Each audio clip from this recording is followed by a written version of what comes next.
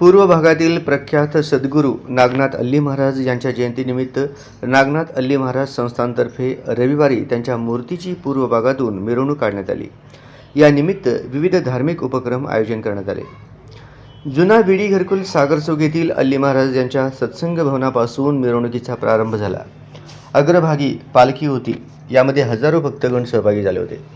जुना विडी घरकुल, गांधीनगर, शांती चौक पाणीटाकी, दत्तनगर, दाजीपेठ, भद्रावती पेठ, अक्कलकोट रोड पाणीटाकी, महालक्ष्मी मंदिर, गांधीनगर मार्गे ही मिरवणूक हैदराबाद रोडवरील विडी घरकुलमधील अल्ली महाराज सत्संग भवनजवळ मिरवणुकीचा समारोप झाला।